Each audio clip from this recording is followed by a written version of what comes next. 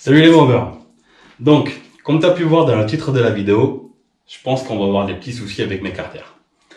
Avant de regarder ça, n'oublie pas qu'il y a la boutique en ligne. Si jamais tu veux soutenir la chaîne YouTube, tu peux t'acheter un t-shirt, une casquette, un sweat. Voilà, fais-toi plaisir, le lien est dans la description. Allez, générique.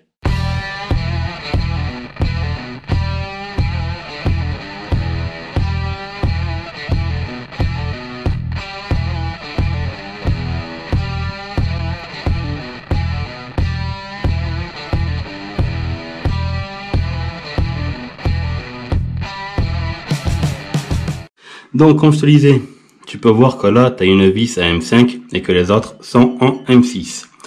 Donc, la couille dans le pâté, elle se trouve là. Et le truc qui ne va pas, c'est que vu que je vais changer mon Carbu 15 d'origine par un 17.5 CP, j'ai réussi à négocier un produit intéressant, où je vais justement vous en parler sur la chaîne YouTube, une pipe sur mesure faite par Solex Gump. Donc voilà. Ça pourrait être vraiment un très bon partenariat où vous présentez vraiment un produit de très bonne qualité. Mais pour ça, il faut que j'arrive d'abord à régler le problème de la vis en M5. Allez, on tombe le moteur, tout ça en accéléré et on regarde ce qu'il en est.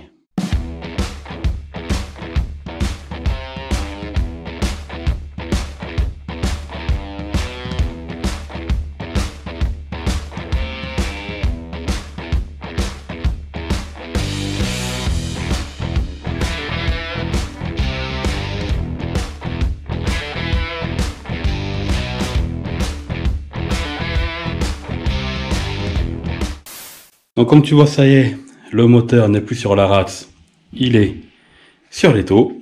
J'ai sorti la pipe d'admission.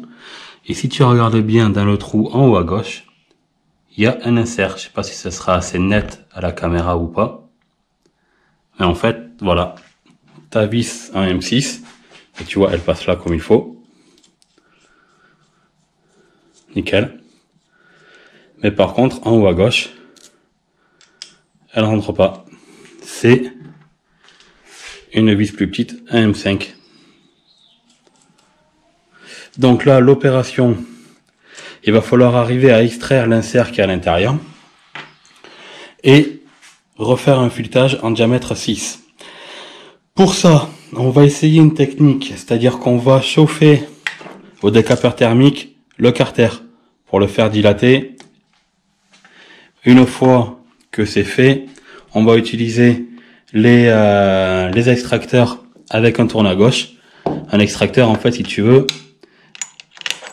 t'as un pas de vis, mais qui est inversé. C'est-à-dire que quand tu dévisses, eh ben ça, enfin, quand tu peux arriver à accrocher pour dévisser, en fait. Voilà, comme ça, tu vois que là, tu accroches, et si tu continues à dévisser, pouf, ça va tenir, et ça va te faire se dévisser ça là de là. Si jamais ça se passe comme il faut, et que ça sort, on va pouvoir passer à l'hélicoil. L'hélicoil, en fait, si tu veux, c'est un filet rapporté. Donc, une fois que c'est sorti, on perce à 6,2.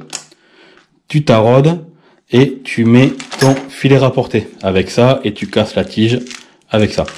Et on pourra remettre notre vis de 6. Donc, voilà dans les grandes lignes comment ça devrait théoriquement se passer. Après, si jamais j'arrive pas et que je chibre encore plus les carters, j'ai une autre paire de carters ici, là. J'ai une autre paire de carters là. Mais voilà, on va quand même essayer de sauver le moteur d'origine de la race. On va essayer de faire quelque chose. Allez, je vous mets en accéléré et en espérant que ça se passe bien.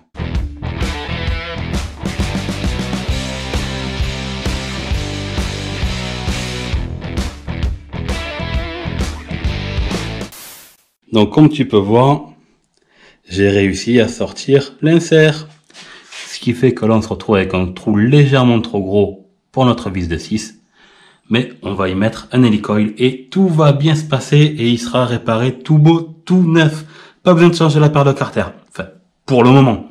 Si, avec le système d'hélicoil, je foire pas tout, j'aurais réussi à sauver les carters. Et je suis content parce que j'ai pas chauffé beaucoup et j'ai réussi à le sortir relativement très facilement. Donc ça fait vraiment super plaisir. Putain, ça c'est bien. Quand les choses se passent bien, c'est vraiment agréable. Allez, on continue, on croise les doigts pour que ça dure comme ça.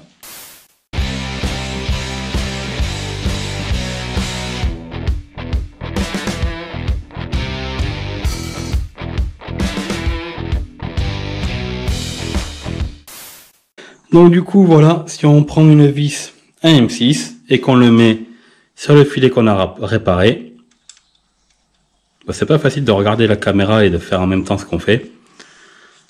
Mais si tu regardes bien, ça y est. J'ai réparé les carters, pas besoin de tout changer. Et ça, sans déconner, ça fait putain de plaisir. Parce que devoir changer une paire de carters juste pour des conneries pareilles, ça fout vraiment les boules. Donc voilà, comme tu peux voir, on a fini par réparer ces fuitages qui étaient morts. Et franchement, ça me fait vraiment plaisir parce que j'avais pas envie de changer ma paire de carters juste à cause d'un fuitage à la con. Voilà, donc honnêtement, vraiment très content du système d'hélicoil. Donc si jamais tu veux que je te fasse une vidéo dédiée à la réparation d'un fuitage, pas un accéléré et tout ça, parce que c'est la première fois que je le faisais, donc voilà. Mais honnêtement, c'est vraiment pas bien compliqué à utiliser. Donc si jamais ça t'intéresse que je te montre comment ça fonctionne, je peux m'amuser, tu vois, à simuler sur un carter que j'ai ou machin ou truc, que le fuitage est foiré et qu'on en refait un autre. D'après ce que j'ai pu voir comme de vidéos qui expliquaient comment ça fonctionnait, c'est les fuitages rapportés en acier. Donc en fait, ton fuitage sera déjà beaucoup plus résistant avec un hélicoil qu'il l'était de base. Donc c'est pas une réparation foireuse, c'est vraiment une réparation qui dure dans le temps. Voilà. C'est pas parce que j'ai fait ça que si jamais je dois changer mes roulements de vélo, que j'en profiterai pour changer mes carters. En aucun cas, c'est une réparation de fortune. C'est vraiment limite même une optimisation vu que tu passes d'un fuitage alu à un fuitage acier. Donc forcément, tu as un fuitage qui est beaucoup plus résistant. Voilà, bon ben, j'espère que cette petite vidéo t'aura plu.